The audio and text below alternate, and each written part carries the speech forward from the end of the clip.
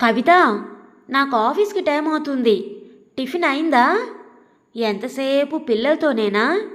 నన్ను పట్టించుకునేది ఉందా లేదా? గట్టిగా కేకవేశాడు మధు. అబ్బా, వస్తున్నానండి. మీకే టిఫిన్ రెడీ చేస్తున్నాను. అయినా పిల్లలు చిన్నవాళ్ళు, ఎంతసేపు వాళ్ళ మీదనే మీకు? మీరేం చిన్నపిల్లలా? లోపలికొచ్చి ప్లేట్లో పెట్టుకోవచ్చు కదా. పిల్లలకి స్కూల్లో లేట్ అయిందంటే వాళ్ళకి దెబ్బలు పడతాయి. మీకేం తెలుసు? అంది ప్లేట్లో టిఫిన్ తెస్తూ. సరేలే, అలా అనుకున్నప్పుడు పిల్లలు నువ్వు తొందరగా లేవడం అలవాటు చేసుకోవాలి. రాత్రి టీవీ చూసుకుంటూ కూర్చునే బదులు పిల్లల్ని తొందరగా పడుకోబెట్టడం అలవాటు చేయాలి. నన్నండం కాదు అన్నాడు మధు టిఫిన్ తినడం ముగిస్తూ. సరేలేండి, మిమ్మల్ని కదిలించడం నాదే తప్పు అంటూ విసవిసా లోపలికి వెళ్ళింది కవిత. ముసిముసిగా నవ్వుకుంటూ వెళ్ళిపోయాడు మధు. అమ్మా, బాయ్ బాయ్ అంటూ ఇద్దరు పిల్లలు వెళ్ళిపోయారు. కాస్త ఊపిరి తీసుకున్నట్టయింది కవితకు. పిల్లలంటే పంచ ప్రాణాలు కవితకు. వాళ్ళ మీద ఈగ వాలనీయదు. అబ్బాయి సాయికి 10 ఏళ్ళు, సౌమ్యకు 12 సంవత్సరాలు. కంటికి రెప్పలా కాపాడుతుంది. తను ఇంజనీరింగ్ చేసి కూడా మంచి ఉద్యోగం ఉన్నా వదులుకుంది పిల్లల కోసం. తను ఉద్యోగానికి వెళితే పిల్లల్ని ఎవరు చూస్తారు? సమయానికి తిండి పెట్టి వాళ్ళని కంటికి రెప్పలా ఎవరు కాపాడుతారు? అంది. ఉద్యోగం మానేయొద్దు అని మధు అన్న రోజు. మా అమ్మ నాన్న వస్తారు అంటే కూడా మీ అమ్మ మిమ్మల్ని అమ్మలా చూస్తుంది, నా పిల్లల్ని కాదు అంటూ గొడవ చేసింది కవిత. కవిత, పిల్లల్ని నువ్వు మరీ గారాబం చేస్తున్నావు. వాళ్ళు అడిగిందే తడవు అన్నట్టు అన్నీ ఇస్తున్నావు. ఇలా అయితే చాలా కష్టం. వాళ్ళు మొండి వాళ్ళలా తయారవుతున్నారు. నా మాట అసలు లెక్క చేయడం లేదు అంటూ మందలించాడు కవితను మధు. మధు, చిన్నపిల్లలు, వాళ్ళకేం తెలుసు? మనమేం చెబితే అది చేస్తారు. కొంచెం పెద్దవాళ్ళైతే వాళ్లకు అన్నీ తెలుస్తాయి అని వాళ్ళను వెనకేసుకొచ్చింది కవిత. చూస్తుండగానే పిల్లలు పెద్దవాళ్ళవుతున్నారు. బాబూ సాయి, లేవరా, కాలేజీకి వెళ్ళాలి. టైం చూడు ఎంతవుతుందో అంటూ కొడుకును లేపింది. అబ్బా, పో అమ్మా, నేను లేవను అని ముసుగు తన్ని పడుకున్నాడు సాయి. అదేమిట్రా, అక్కను చూడు, చకచకా తయారైంది, నీకు టైం అవుతుంది అంటూ దుప్పటి తీసి పక్కన పడేసింది. అమ్మా, నన్ను ప్రశాంతంగా పడుకోనియవా? విసుక్కుంటూ లేచి గబగబా తయారయ్యాడు. కవిత మనసు చివుక్కుమంది సాయి అన్న మాటకు. ఎన్నడూ ఎదురు మాట్లాడిన కొడుకు అలా అనేసరికి. అదే మాట మధుతో చెప్పి బాధపడింది. ఊరుకో కవిత, ఇంత చిన్న విషయానికే బాధపడితే ఎలా? అయినా పిల్లలు పెద్దవాళ్ళవుతున్నారు. మన జాగ్రత్తలో మనం ఉండాలి చెప్పాడు మధు. సౌమ్య, బాక్స్ అంతా అలానే తెచ్చావేంటి? ఏమీ తినలేదు. ఏమైంది? ఒంట్లో బాగలేదా? ఏమైందిరా అని కూతురు సౌమ్యను పట్టుకొని చూసింది, జ్వరం ఏమైనా వచ్చిందేమోనని. అబ్బా అమ్మా, నీకన్నింటికీ కంగారే. మేమేమన్నా చిన్నపిల్లలమా? ఒక్క పూట అన్నం తినకపోతే హడావిడి చేస్తావు?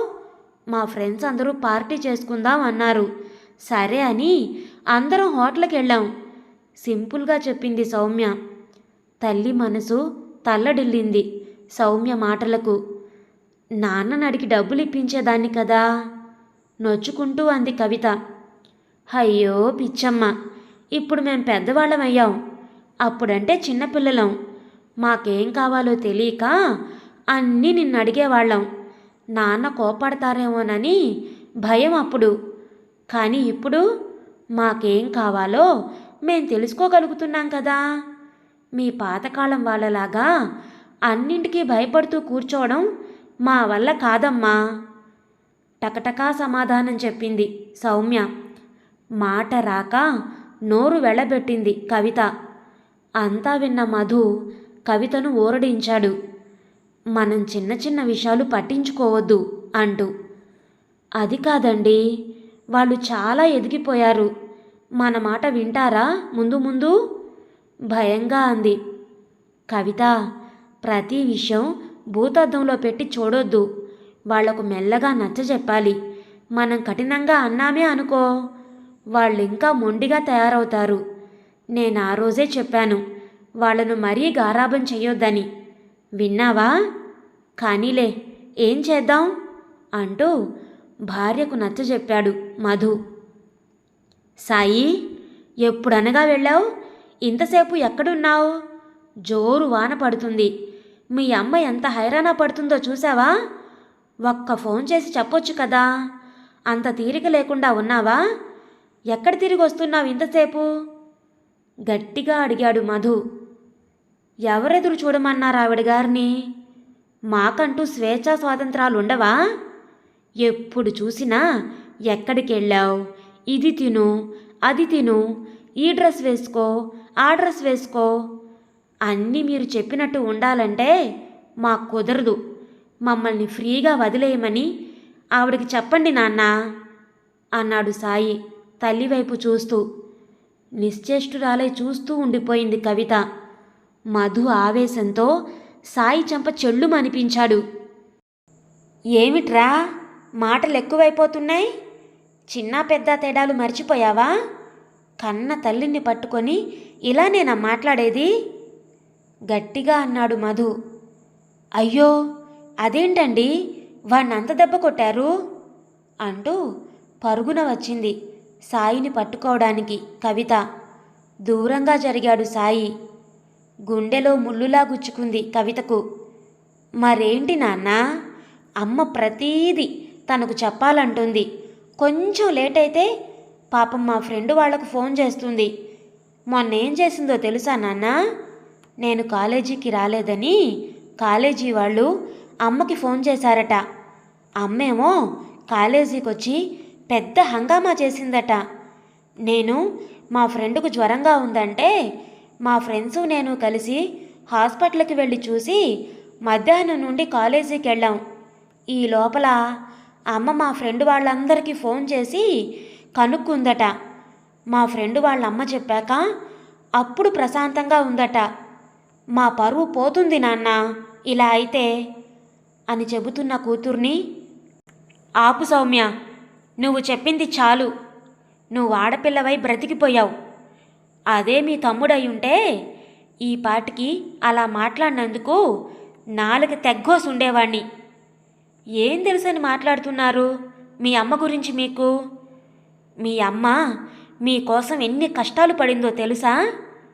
తను ఇంజనీరింగ్ చదివి మంచి ఉద్యోగంలో ఉండి కూడా మీకోసం తన భవిష్యత్తును వదులుకుంది. ఇప్పుడు తన జీతం ఎంత ఉండేదో తెలుసా? నెలకి 1,00,000 రూపాయలు.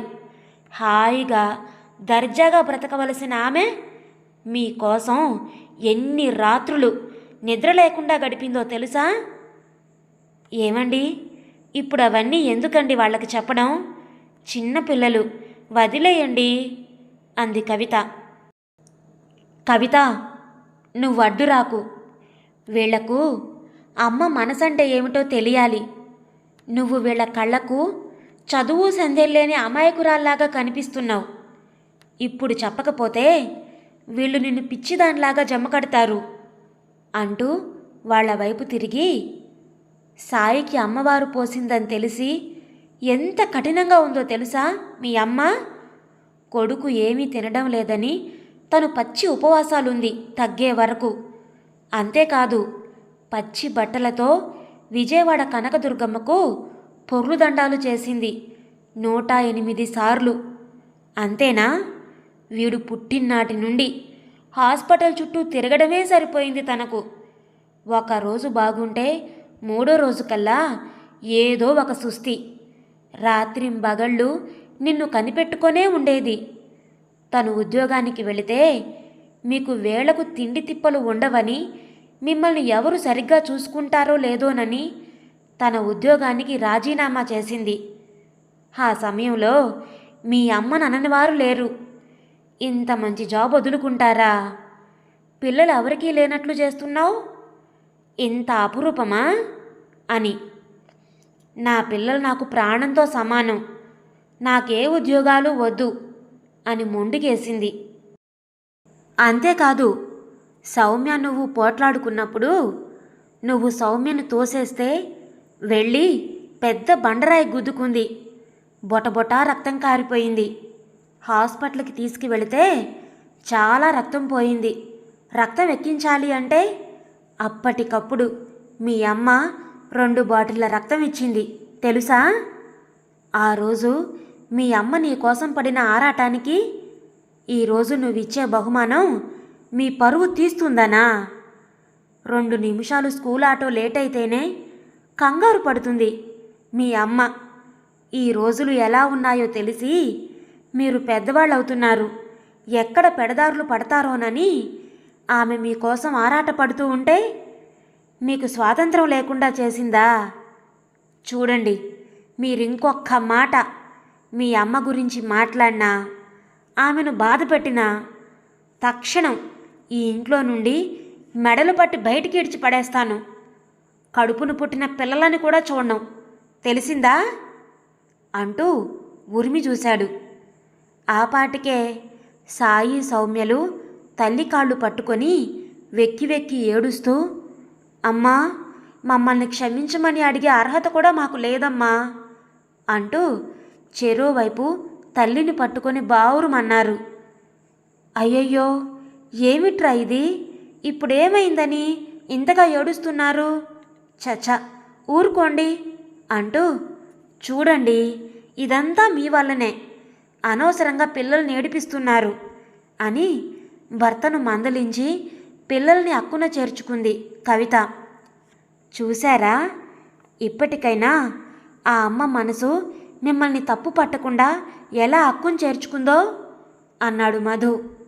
నాన్న, అమ్మ, మీరిద్దరూ మమ్మల్ని క్షమించాలి. ఇక నుండి మీరెలా చెబితే అలా నడుచుకుంటాం అంటూ ఇద్దరి చేతులు పట్టుకొని కళ్ళకద్దుకున్నారు.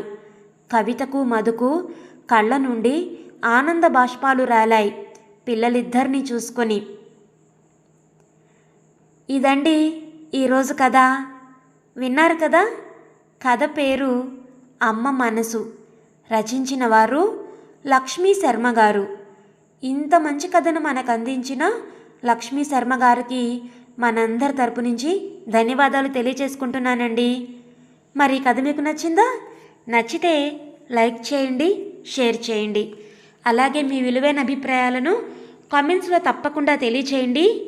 మరి కొత్తగా మన ఛానల్ ఎవరైనా చూస్తున్నట్లయితే కనుక సబ్స్క్రైబ్ చేసుకోవడం అస్సలు మర్చిపోవద్దు. మరలా రేపు మరొక మంచి కథతో కలుద్దాం. అంతవరకు ఉంటానండి.